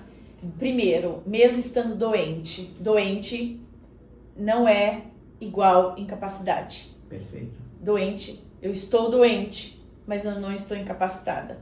E tem pessoas que por estar doente, às vezes quer esse benefício. Não é simples assim, tá? Muitos casos a gente pede até o PPP, que é um documento perfil profissiográfico previdenciário. E lá vai ter a profissiografia do trabalho dele, até para comprovar, né? E comprovar que, essa doença está incapacitando ele sim, porque veja o que ele faz durante o dia. Às vezes um operador de máquina, né? Às vezes ele tá com uma depressão, às vezes ele tá tomando um remédio, e eu preciso mostrar, olha, ou pro perito num grau de recurso, ou pro judiciário dizendo assim, olha, ele tomando esse medicamento, Ele pode não... O motorista de ele tomando esse medicamento aqui para esse tipo de problema de saúde dele, em que pese, assim, de pronto, fala, tá, mas isso não vai incapacitar ele para o trabalho. Tá, mas o medicamento que ele tá tomando, ele causa sonolência, às vezes, tal. Caminhoneiro. Sim. Dependendo de ônibus, do medicamento. Vamos falar aqui do operador de máquina. E aí ele... Tá, mas ele pode... Imagine ali, dependendo da máquina, ele pode causar um acidente para ele e para o outro. Sim. Então, a profissiografia, ela é muito importante. Então, quando o paciente ali, o segurado, vai para uma perícia, ele precisa informar, conversar com o perito. Eu sei que é difícil, porque o perito às vezes está ali, quer atender tantos num dia, a perícia dura minutos, mas esclarecer para ele por que você se sente incapaz, né? Olha, eu estou com esse problema e eu me sinto incapaz, eu não consigo fazer tal coisa, eu na função lá que eu exerço, eu faço isso, eu não consigo, né? Então, primeiro é isso. E você falou do resumo, né? Uhum. E é negado. Sim. E a documentação, né? A documentação também. Tem que estar bem. Tem que estar bem. Quanto melhor, nesse caso aqui é mais voltado pro laudo, né? O laudo bem feito. Bem feito. Não tem como o perito. Claro, ele não é obrigado a concordar com o seu médico. Mas dificulta a negativa dele. Dificulta a negativa. Entendi. Então, primeiro o documento, depois tentar com essa conversa com o perito, né? E eu acho que é isso, assim, que é negado. E essa rapidez, né? Essa questão de volume, produtividade, metas de peritos, eu acho que contribui também para essa negativa. Às vezes fala, doutora, mas eu fiz tudo como você pediu. Ou me aconselhou, né? Eu fui lá, entreguei um laudo consistente, um relatório consistente, um laudo médico, falei com o perito. Na verdade, nem consegui, doutora, direito falar com o perito, e ele negou. Né? Até porque eu vejo alguns casos também, o perito também não é especialista naquela área, vamos supor, o cara tá com problema de ortopédico, né? O segurado. Sim. Aí ele vai lá passar com um clínico geral, que às vezes não é... Não, ele vai fazer meia dúzia de perguntas, às vezes nem chega a pôr a mão na pessoa, ou examinar, ver... Às vezes não. E isso também contribui. Sim, também, ele não é um especialista. Por isso a importância do relatório médico bem feito. Detalhado. Perfeito. E aí, chega lá na frente do perito, a próxima pergunta. Se o pedido for negado, é o fim do mundo, doutora? Acabou o mundo? Não, pelo contrário. Pelo contrário. Está tendo muita negativa de benefício por incapacidade. E não é o fim do mundo, porque, como disse, há inúmeras variantes para esse benefício ser negado. E como o volume está grande, o erro também do INSS, ele é quase que fatal ali, né? É a mesma linha, né? A possibilidade de erro aumenta, né? Então, não cabe tanto recurso para o INSS, mas é uma questão que eu não aconselho, nos casos de benefício por incapacidade, fazer recurso para o INSS. Pouquíssimos casos, e eu posso falar com toda a propriedade, são de fato revistos. Pouquíssimos, não vale a pena. O recurso está demorando aí mais de um ano para ser julgado, então para um benefício por incapacidade, isso é quase que não, é inaplicável, né? Não pode. A pessoa fica um período curto que nem atinge nem o Silmano, ela fica 3, 4 meses e... Sim. Então, o que a gente aconselha, eu digo infelizmente, porque também a gente às vezes acaba abarrotando o judiciário por conta disso, mas infelizmente é recorrer à justiça para esse tipo de benefício. Entendi, perfeito. Vou fazer uma pergunta aqui, uma pergunta interessante, até eu achei interessante o pessoal falar sobre isso, até porque não é corriqueiro um advogado falar sobre esse assunto. Mas como uma pessoa se comportaria na frente de um perito ali, a fim de não prejudicar? Existe alguma forma da pessoa se comportar na frente do perito para que a perícia dele não seja negada? Porque às vezes as pessoas falam, o perito não foi com a minha cara, o perito não sei o que lá. Existe alguma receita para isso, doutora? Olha, eu costumo dizer que a pessoa ela tem que ser verdadeira, ela tem que ser justa, né? Ela tem que se vestir como ela se veste, nem maltrapilho, né? Assim, que a pessoa às vezes Quer parecer que tá ruim. E também nem, eu vou me petecar porque eu vou... ser ela. Eu acho que a pessoa sendo ela... Não tem erro. Verdadeira, tentar esclarecer ali pro perito, né, os problemas. Eu acho que é assim que a pessoa deve se portar numa perícia. Eu acho que nem mais e nem menos. É ser a pessoa. Ser como ela é. Ser como ela é. E contar o que realmente está acontecendo. Eu acho que quando nós somos verdadeiros, não tem erro. Né, transparece assim, que você está sendo verdadeiro ali com o perito. Perfeito. Essa é a minha opinião. Perfeito, muito bom. Voltando um pouquinho lá pro laudo também, porque o pessoal fica atrás desse laudo aí, né? O pessoal curte falar sobre o laudo, porque acho que é um nível do pessoal que dói bastante nele, nas pessoas. Muito. Dói demais. Principalmente, né? Gente, a gente está falando aqui de documentos e tal, mas nós temos a realidade brasileira, que a maioria da população ela precisa do SUS. Sim. Né? Então, às vezes, para conseguir uma consulta médica, ali o médico às vezes está te atendendo, também pelo volume de atendimento, ele não consegue te dar aquela atenção, né? E por vezes a gente não tem. Agora imagine, a pessoa pega um relatório médico que não foi bem feito, ela precisa voltar com esse médico lá do SUS. Pensou? É uma dificuldade. Então a gente sabe a realidade brasileira. Então, quem tem condições e tem um plano de saúde acaba sendo um pouco melhor, né?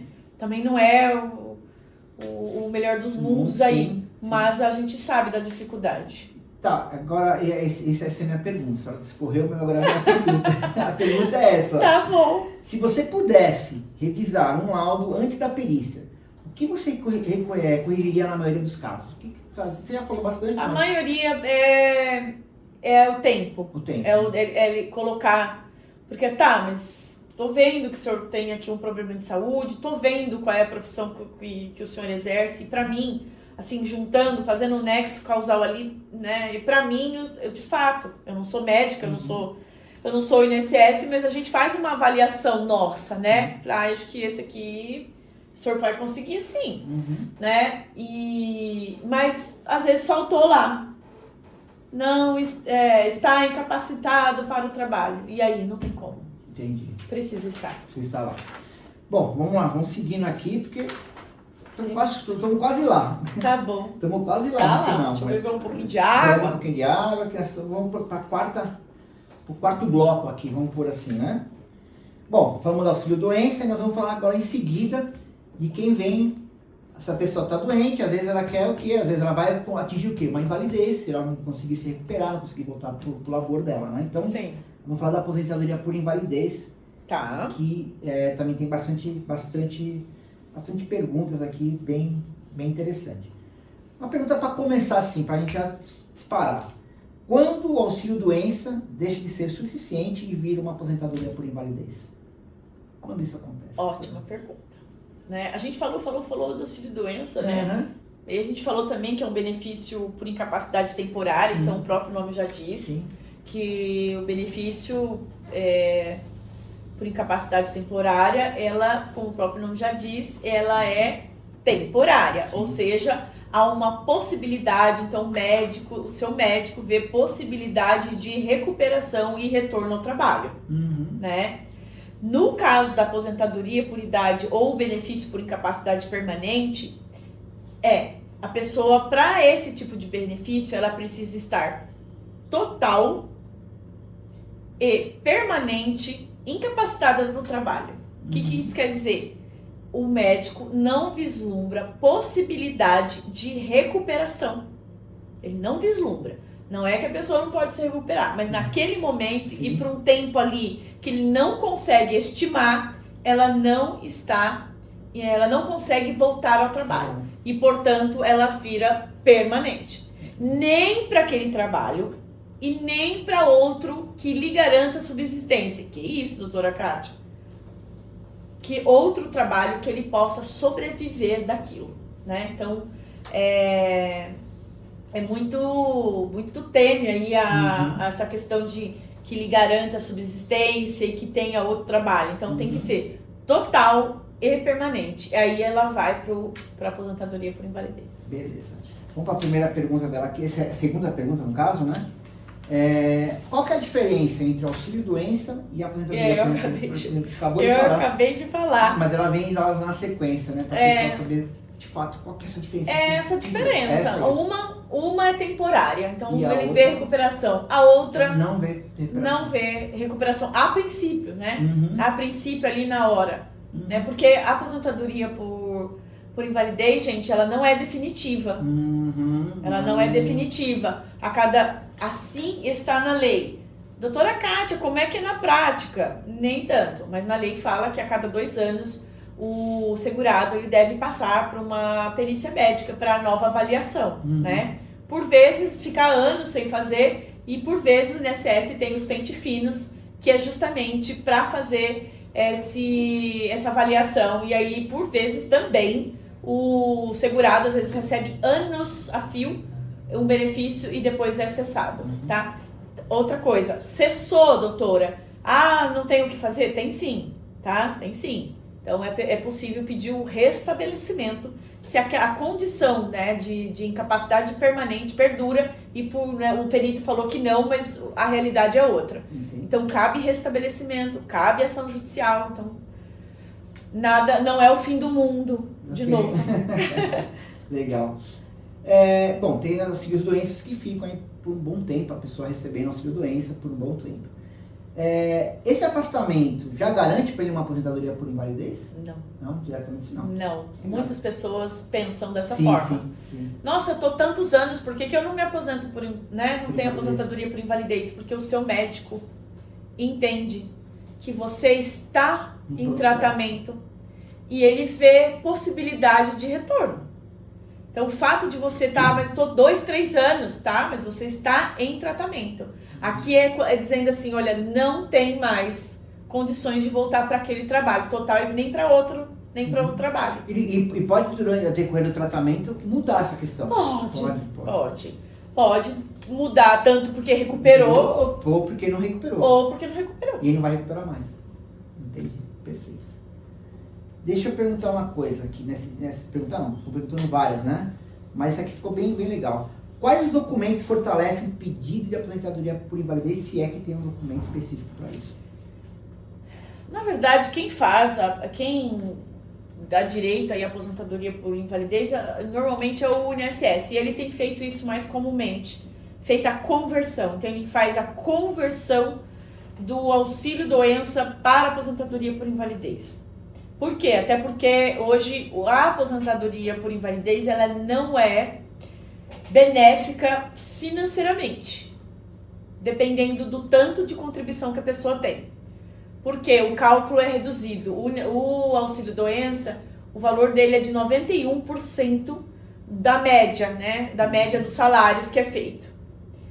A aposentadoria por invalidez ela é 60% mínimo.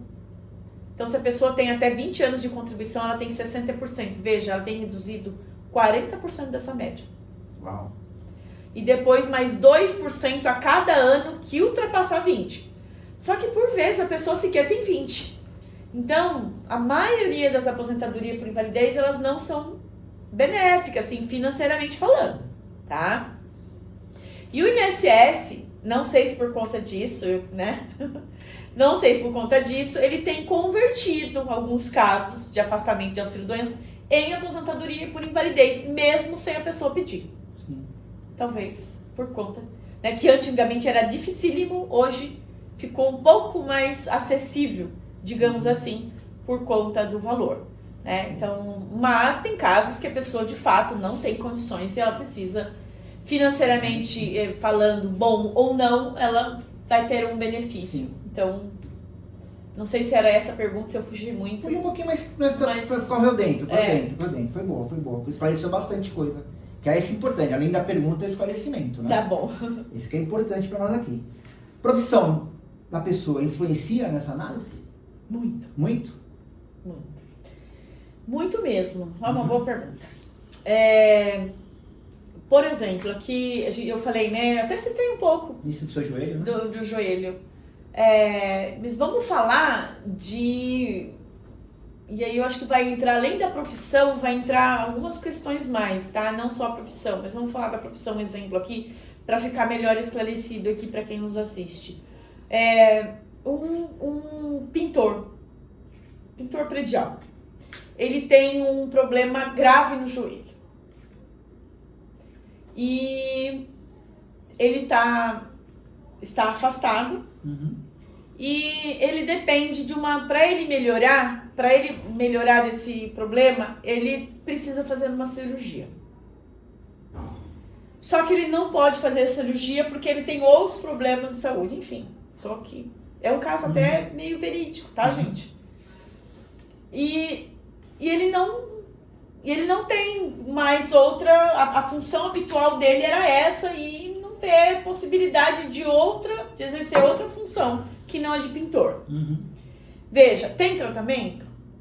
Tem. Ok. Então, vislumbra tratamento. Uma benefício por incapacidade temporária, ele fazendo a cirurgia, ele poderia recuperar, igual um jogador de futebol que machuca o joelho, ele vai ficar temporário e depois ele vai retornar.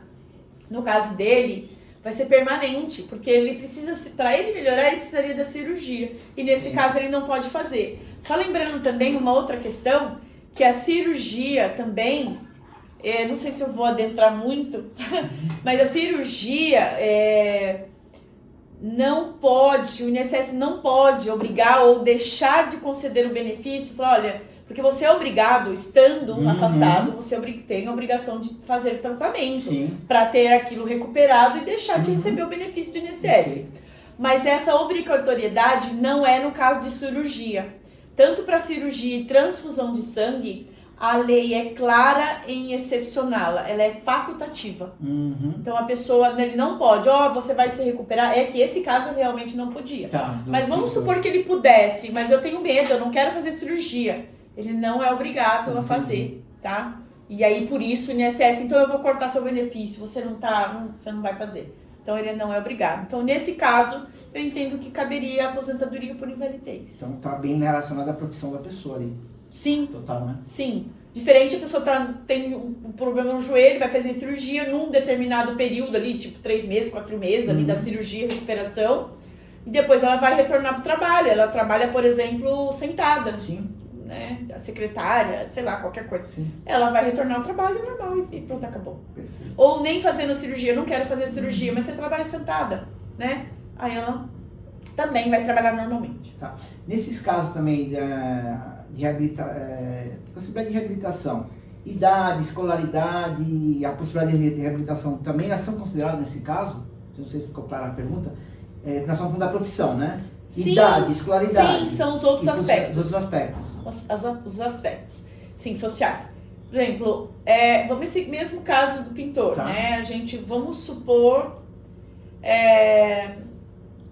que a gente possa enquadrar ali nesse exemplo. Que ele tenha o problema no joelho, é pintor. E o caso dele vai ter aí uma cirurgia, mas vamos supor que mesmo com a cirurgia, o joelho dele não fica tão bom para que ele continue a exercer pintor. Mas ele pode dizer o perito, mas ele pode exercer uma outra profissão ali que garanta a subsistência dele. Por exemplo, que a gente pode citar de exemplo, um porteiro ou um atendente ali de telefônico e tal. Mas essa pessoa, ela já está ali com mais de 60 anos de idade. Ela tem uma escolaridade, um grau de escolaridade baixo. Por exemplo, ali, às vezes pode ser um analfabeto, pode ter até uma 4ª série. Enfim, não é suficiente para aquela função de porteiro. Um exemplo aqui, estou sendo bem hipotética. Nesse caso, influencia. Por quê? Veja, ele não pode ser pintor e não vislumbra outra função com base na idade dele aprender outra função com base na idade e na escolaridade dele. Então, esse caso, ele vai para... E também, que a reabilitação que você citou, seria isso. Olha, você, para a função sua, então ele é parcial. Você não, realmente, Você não tem. Tá, mas eu vejo possibilidade para outra. Tá, mas essa outra eu preciso verificar. A escolaridade e a idade. É possível? Como é que eu vou jogar essa pessoa no mercado de trabalho? Ó, você não, na sua função de pintor, ok, mas você vai exercer outra. Então, nesse caso, vem a aposentadoria também por invalidez. É possível. Perfeito. E na judicial a gente trabalha muito com essa questão. Essa questão aqui. Pra gente poder conseguir a aposentadoria por invalidez. Bacana. Uma outra pergunta aqui, uma das últimas, né? O que fazer quando o INSS mantém o auxílio-doença, mas a pessoa não tem condições de voltar ao trabalho? E agora, doutora? No caso que da aposentadoria por invalidez, Isso. acho que você quer dizer, né? Por exemplo, ela tem o problema de saúde, estar incapacitado, Sim. Mas ele não deu a aposentadoria. Não deu. Aqui sabe o que aconteceu aqui, doutora? Colocaram uma pergunta no lugar errado aqui pra mim. Será? Eu acho que será que dá? Mas assim, dá pra esclarecer. Dá pra esclarecer? Então, na verdade... eu só vou repetir ela, tá. para o pessoal poder falar. O que fazer quando o INSS mantém um auxílio-doença, mas a pessoa não tem condições de voltar ao trabalho? Então, o INSS nega, né? Uhum. Ele negou, ele tem o auxílio-doença, a pessoa tá ali recebendo o auxílio-doença, mas na verdade ela precisa de uma aposentadoria por invalidez, que em alguns casos eu não recomendo, eu falo, fica recebendo o auxílio-doença, porque é mais vantajoso por vezes, financeiramente falando, mas ela pode fazer um pedido para o INSS de conversão e também entrar na justiça. Tá bom. Então é isso. Beleza, matou. Não estava encaixado, mas encaixou, mas não estava encaixando. Encaixou. Você já viu alguns casos em que pessoas claramente não podiam trabalhar, mas o INSS negou? Muitos. Muitos casos. Muitos. Tem um que chama atenção? A perder de vista, nossa, é bastante. E aí são casos que você fala, meu Deus, a pessoa realmente não tem condições. Eu tenho assim um exemplo que veio agora na cabeça, que são exemplos mais fortes, né? A pessoa, ela anda de muleta. E ela trabalhava em chão de fábrica, né? Esses dias uma pessoa me perguntou, mais nova, doutora, o que é chão de fábrica? Então, quem sabe, alguém não sabe. Chão de fábrica é ali onde ficam as máquinas, onde os trabalhadores operam ali as máquinas, onde tudo acontece, que a gente chama de chão de fábrica ali mesmo, né? Não é a parte administração ali, administrativa. E ela trabalhava ali operando máquinas ali lá da área de tecelagem. E o INSS negou por diversas vezes, né? E aí a gente entra com benefício judicialmente, concede só um período, e essa doença vai se agravando, foi se agravando, e agora ela está afastada, mas já está com previsão de alta, então acontece, e é uma pessoa também que depende de cirurgia, ela tem um problema de gonartrose, né, nos joelhos e no quadril, isso ela é degenerativo, então ela vai piorando ali. E então a gente passa por... E a gente acaba se envolvendo com os clientes, né? Porque você vê a situação... carga emocional junto, não tem jeito. Vem a carga emocional. Porque a gente tá vendo ali a pessoa que ela realmente não tem capacidade para voltar ao trabalho, nem outro. A gente vê já que ela já tem uma idade ali. Mas a gente, infelizmente, ela vai ficando. Ela fala, não aguento mais passar por perícia, mas infelizmente assim. É o que acontece por vezes. Beleza. Doutora, vou passar agora para o auxílio acidente, que é um dos últimos bloco nosso, né? Estamos chegando já quase aí no final.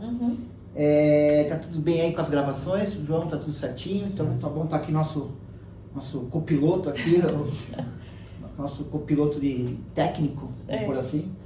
Então tá bom. Vamos falar um pouquinho do auxílio acidente agora, para a gente finalizar, são algumas perguntas, né? Também é outro benefício também que tá aí vamos falar assim, na gíria, tá no hype, né? Tá na moda, vamos por assim. Não é que tá na moda, que não pode falar, tem bastante gente falando sobre ele, né? Coisa que não se cogitava. Não tanto assim. Exato. Hoje ele tá bem em alta. Tá mais em evidência. Tá em alta, Sim. Então vamos lá para algumas perguntas, né? Pra gente poder... vamos abrir com essa perguntinha aqui, ó. Muita gente sofre um acidente, fica com sequelas e nunca descobre que tem direito a um benefício. Por que isso acontece, doutora? Eu acho que apesar de que agora está em evidência, Sim, isso pode mudar, eu acho mudar bastante. pode mudar agora. Mas muita gente de fato não sabia que e confunde, na verdade ainda confunde o auxílio doença com o auxílio acidente. Tá, A nomenclatura é parecida, né? sim, Então muita gente confunde. Então não é verdade que é igual, tá. né? Apesar dos nomes serem parecidos, tá? Então eu penso que é isso, eu acho que tende a melhorar, então é importante. Isso que nós estamos fazendo aqui é muito importante. É muito importante, por quê? E o que a gente vê na mídia, o pessoal falando? Porque traz informação, a pessoa vai procurar, opa, o que será que é esse auxílio acidente, né? Sim, sim. E é um benefício que você recebe mesmo trabalhando, diferente dos outros, tirando as aposentadorias, os benefícios programados que são aposentadoria, é um benefício que você continua trabalhando. Tá. O que exatamente caracteriza o auxílio acidente? O que de fato ele se caracteriza de que forma ele? O auxílio acidente, na verdade, ele não é um benefício previdenciário, diferente também do auxílio doença.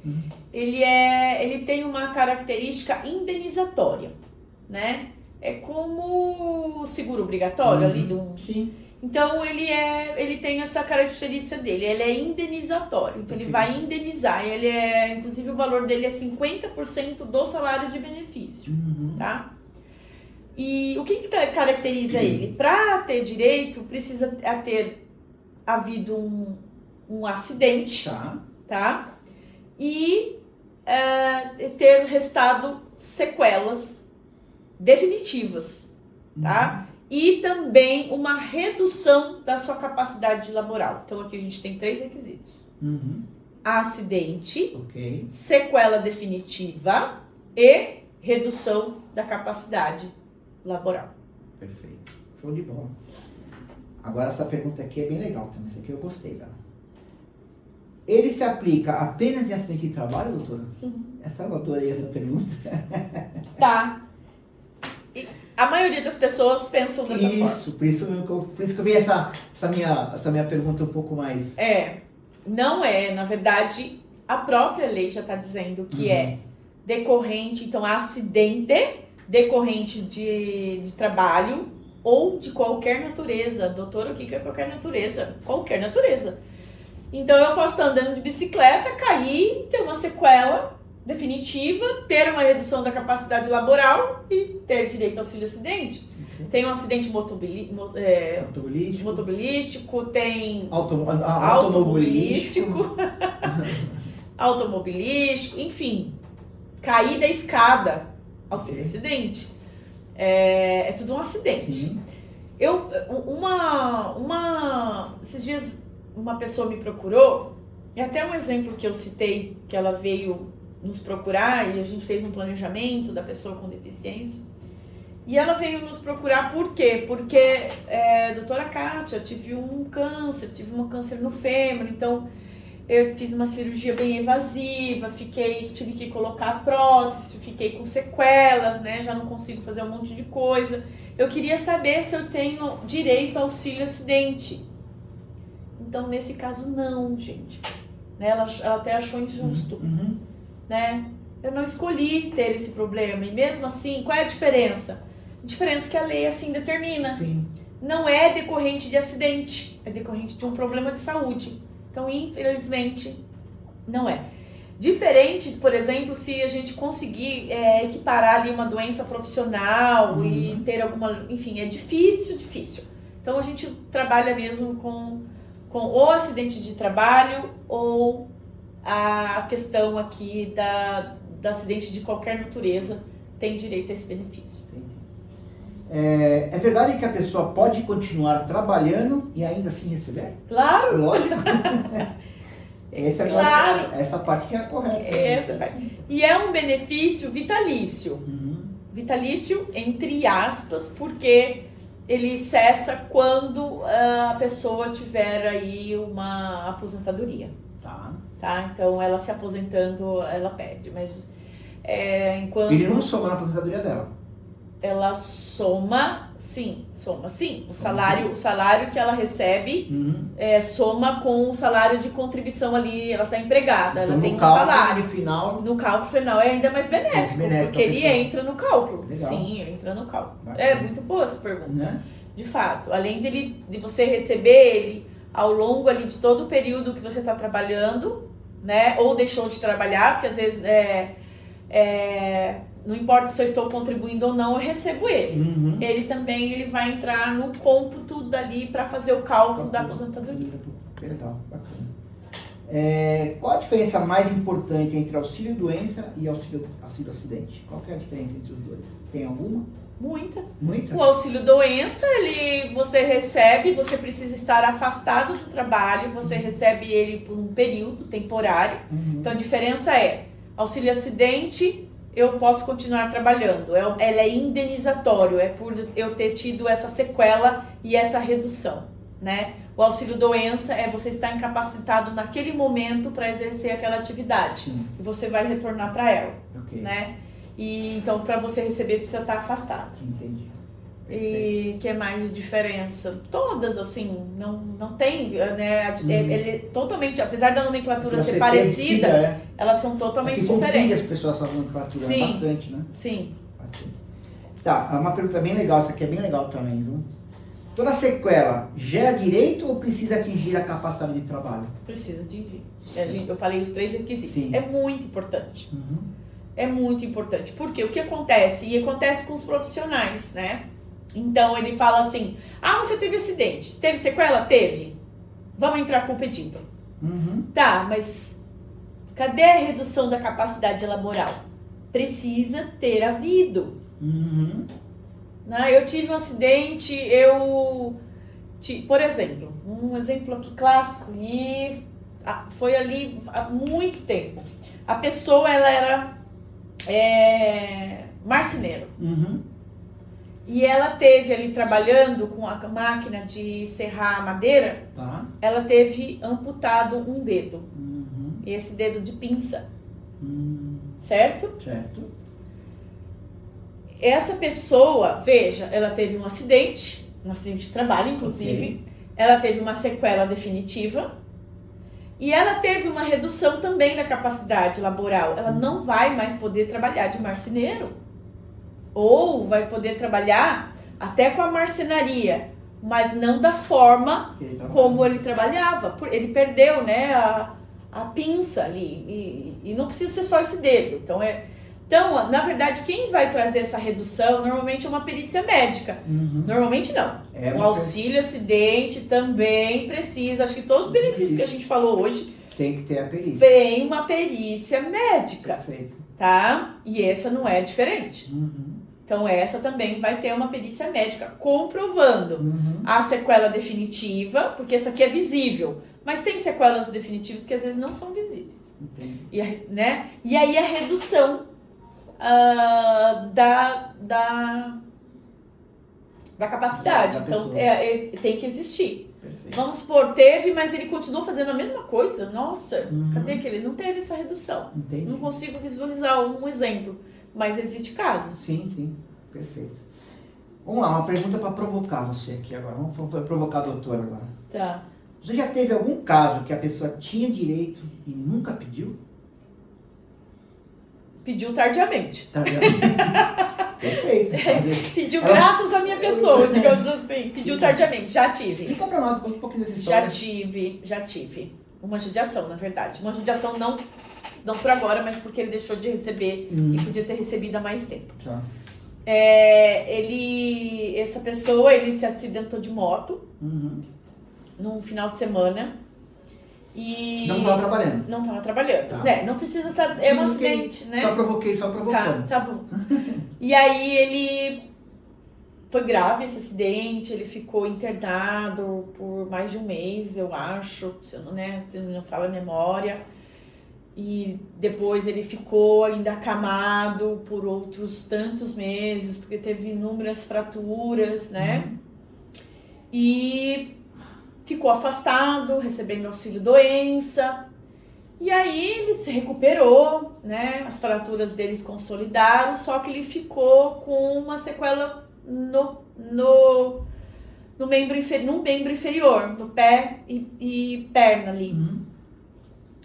E ele até procurou uma advogada na época, mas essa advogada não entendeu muito bem. Meados de 2013. Tá. E ela entrou com auxílio-doença, ele falou, não, quero voltar a trabalhar, né? Eu quero voltar a trabalhar, não quero ficar recebendo auxílio-doença. Não aguento mais ficar na cama, ele disse. Uma pessoa ativa, nova, imagina um jovem ali, é jovem. Então ele voltou a trabalhar, e só que não exercendo a função dele, ele era também chão de fábrica, era um operador de máquina, mas ele estava fazendo um curso, tal, ele era uma pessoa muito estudiosa. E ele foi exercer uma parte na área administrativa na empresa. A empresa conseguiu realocá-lo ali, fazer uma realocação do seu trabalho. E ele começou a exercer essa parte mais administrativa.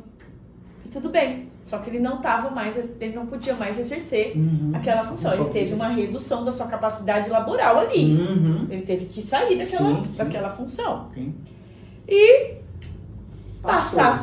passou-se os anos. Agora, recentemente, faz que uns 3 anos, mais ou menos, essa pessoa, não sei quem falou pra ele alguma coisa, ele falou, ele nos procurou, e eu falei, bem, deixa eu analisar o seu caso, né? E ele tinha direito, tem, porque tá recebendo, um valor razoável, e tá recebendo auxílio acidente já, a gente conseguiu pra ele. Tivemos que entrar com ação judicial e aí tivemos inclusive um problema com o perito médico judicial que não entendeu. Muitas pessoas confundem a questão da perícia, né, de analisar a redução da capacidade do trabalho com a incapacidade, né? O auxílio acidente eu devo, né, trabalhar, óbvio, assim, posso não estar trabalhando, mas eu tenho capacidade para trabalhar. Sim. E aí, às vezes, analisa a incapacidade. Por óbvio, vai dar que a pessoa não está incapacitada. Sim. E aí, um desses médicos errou nesse diagnóstico. E a gente teve que pedir a anulação dessa perícia, fez outra, e aí a gente conseguiu o benefício para ele, esse benefício indenizatório, que é o auxílio acidente. E aí, a gente conseguiu os últimos 5 anos, então deu até um dinheiro bom. Só que ele perdeu muito mais que isso. Muito mais que isso. Perdeu, eu acho que ele, fazendo as contas, mais de 6 anos para mais de benefícios. Uau. Doutora, aqui nós vamos caminhando para o final. Eu tenho umas perguntinhas para fazer, mas eu quero uma resposta assim, de uma palavra ou uma frase, coisa assim, bate. Eu não sou muito boa nisso de uma palavra. Vai ser bom. Você vai conseguir, tá? Então vamos lá, vou fazer umas perguntinhas aqui. São 4 perguntinhas. Bate bola rapidinho pra gente finalizar aqui, fechar com chave de ouro. Tá. Vamos lá. Qual é o maior erro que as pessoas cometem ao tentar um benefício no INSS? Não se planejar, não se preparar, entrar por entrar, né? Entrar sem documento. Perfeito. INSS é documento? Ok. Não é fato. Aliás, mesmo na justiça, não basta fato, precisa ter documento. Beleza. Vale a pena tentar sozinho ou acompanhamento jurídico faz a diferença? Não aconselho ninguém a entrar sozinho. O aconselhamento jurídico é sempre necessário. Não vejo nenhuma hipótese. Naquela que você fala assim, mas esse benefício aqui é facinho. Não tem benefício fácil. Não tem benefício que o INSS concede, que bonitinho. Não tem. Tem sempre alguma coisinha vai ter no meio. Vai ter. Porque ele pode conceder, mas ele vai conceder às vezes errado. De forma errada. E valor menor. Então, eu sempre aconselho. Então vamos lá. Se alguém está em dúvida hoje, qual seria o primeiro passo para se aposentar ou buscar um benefício? Primeiro passo é procurar um advogado. Especialista, né? Especialista. Não puxando sardinha, tá, gente? Não é isso. É que, de fato, precisa. Você tem que ter um aconselhamento jurídico. Então, o primeiro passo, é ter essas condições, né? Óbvio. Então a pessoa surgiu algum problema de saúde, infelizmente, né? Ninguém quer. Ninguém quer um problema de saúde. Ninguém quer ter um parente falecido, ninguém quer esses benefícios não programados. Sim. Então surgiu. E no caso da aposentadoria, aí nem falo, né? Sim. Aposentadoria programada, aí eu nem falo que precisa realmente procurar uma pessoa. Não vá ao INSS se aposentar sozinho, gente. Não vá. Perfeito. Existe um timing certo, um tempo certinho para pedir um benefício? Existe algum tempo sim. exato? Sim. Veja, nós estamos com, eu falei aqui, mais ou menos 3 milhões de benefícios represados no INSS. Se você entrar por entrar, você vai contribuir para essa fila aumentar, sem ter direito. Sem ter direito. Então, eu só não entro para testar. A gente entra com certeza. Sim. Pode ser que eu entro sabendo que o INSS vai negar por algum motivo. A gente trabalha muito aí com períodos especiais e o INSS tem negado bastante. Então, é uma estratégia da senhora. Não é estratégia. Na verdade, a lei determina que primeiro eu procure o INSS e sendo negado eu procuro a justiça. Perfeito. Eu faço de tudo para ter, porque veja, é mais rápido, né? É menos trabalhoso às vezes do que você ir para a justiça, demorar. Então você faz de tudo para conseguir aquele benefício ali no administrativo. Só que por vezes você sabe que ali não vai conseguir, dependendo do caso, não vai ser concedido, né? Mas é necessário. Então precisa ir para o INSS e depois a gente entra na justiça. Perfeito. Doutora, aqui nós vamos encerrando com muita... só uma questão também do auxílio acidente, que a gente falou de perícia e tal, também precisa de documento médico, tá, gente? Precisa ali do relatório, precisa ter do acidente. Como é que eu comprovo o acidente? Um boletim de ocorrência, um prontuário médico ali do hospital falando que chegou, então eu preciso comprovar o acidente, tá? Então eu preciso comprovar o nexo causal, que a gente chama assim, e também o relatório médico ali da sequela antes de fazer esse pedido, antes de entrar na justiça. Então tu também precisa da documentação médica. Perfeito. Doutora, então... Perdão aqui por atropelar, não. É porque assim, eu não quero tomar mais tempo do seu tempo, porque seu tempo é muito precioso, sei disso, né? Quero agradecer demais essa entrevista, um prazer. É muito legal, muito gostoso de fazer esse bate-bola aqui. Achei, fazendo uns poucos, eu ia fazer mais, né? Apesar de sempre estarmos juntos fazendo esse tipo de trabalho aqui. Mas para produzir, para entregar para o público, né? É muito legal, é muito gostoso. produtivo. Eu tenho bastante pessoas falando, elogiando o trabalho, elogiando aí os outros podcasts que nós já fizemos aqui juntos, né? Sim. Mas é de grande valia isso aqui, para a sociedade, para vocês que estão aí nos assistindo. Sim, gente. Gente, é um prazer. É um prazer estar aqui, é um prazer informar, né? É realmente a título informativo, para chamar a atenção das pessoas, né? Para buscar o seu direito. Sim. Vale a pena, né? Às vezes o trabalho é trabalhoso, é custoso, mas vale a pena. Né? Nós estamos aqui conversando com vocês essas horas aqui, mas já estamos trabalhando nesse podcast há alguns dias já, né? Então vem a produção, vem preparar as perguntas que o pessoal manda para nós, as dúvidas que eles têm, nós temos que pegar essas dúvidas e elaborar de uma forma que passe para a doutora poder traçar para nós. Sim. Então assim, o que eu falo é assim, ó, é um material muito intenso, muito forte para a sociedade, né?